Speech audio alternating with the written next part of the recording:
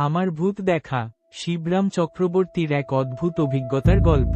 আমি আর আমার বোন বিনি কলকাতায় নতুন বাসা খুঁজতে খুঁজতে আমাদের হাল বেহাল। একটা ভালো বাড়ি পাওয়া যে কত কঠিন সেটা যে খুঁজেছে সেই জানে। সকাল থেকে সন্ধ্যা এ পাড়া সে পাড়া ঘুরছি, কিন্তু মনের মতো কিছুই মিলছে না। তারপর একদিন শুনলাম বেহালায় নাকি একটা একতলা বাড়ি খালি পড়ে আছে, ভাড়াও নাকি খুব কম। আমরা দুই ভাই বোন উৎসাহে ছুটে গেলাম সেখানে। বাড়ির সামনে পৌঁছে দেখি বেশ সুন্দর তো, কিন্তু একটা অদ্ভুত ব্যাপার লক্ষ্য করলাম। বাড়িওয়ালার ছেলে দরজা খুলে দিয়েই বলল, আপনারা ভেতরে ঢুকে দেখুন, আমার স্কুলের সময় হয়ে গেছে। বলেই ছুট। আমি একটু অবাক হলাম। মাকড়সার জাল ঝুলছে দরজার ওপর, মনে হচ্ছে বহুদিন কেউ আসে না এখানে। তবুও আমরা ভেতরে ঢুকলাম। সিঁড়ি দিয়ে দোতলায় উঠছি, হঠাৎ ধূপ ধাপ ধুস, সামনের ঘর থেকে দুজন হৃষ্টপুষ্ট যুবক মারামারি করতে করতে বেরিয়ে এল। একজন আরেকজনকে ঠেলছে, ধাক্কা মারছে, চড় থাপ্পড় চলছে। আমরা দুই ভাই বোন স্তম্ভিত হয়ে দাঁড়িয়ে রইলাম। আর তখনই ক্যাচ, কাঠের রেলিং ভেঙে দুজনেই শটার নিচে পড়ে গেল।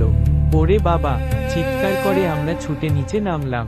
কিন্তু কি আশ্চর্য, নিচে গিয়ে দেখি কেউ নেই।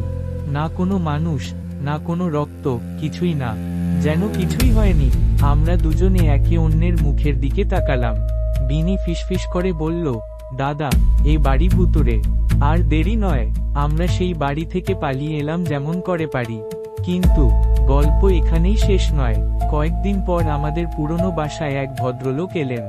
নাম তার লালায়িত রায়। তিনি আবছায়া নামে একটা পত্রিকার সহকারী সম্পাদক। কথার মধ্যে জানলাম তাদের পত্রিকার অফিস আর মেস কোথায় জানেন? সেই বেহালার ভুতুড়ে বাড়িতেই। আরে, আপনারা ওই বাড়িতে থাকেন? আমি চমকে উঠলাম। হ্যাঁ, থাকি তো, খুব ভালো বাড়ি। একদিন আসুন না, চা খাবেন, লালায়িত বাবু বললেন। আমি আর বিনি ভয়ে ভয়ে রাজি হলাম। দেখি না কি হয়। নির্দিষ্ট দিনে আমরা সেই বাড়িতে গেলাম। ভেতরে ঢুকে দেখি লালায়িত রায় আর আরেকজন ভদ্রলোক বসে আছেন। সেই ভদ্রলোকের নাম তুষানল ভাট। তিনি পত্রিকার সম্পাদক। আমি তাদের দেখে চমকে গেলাম।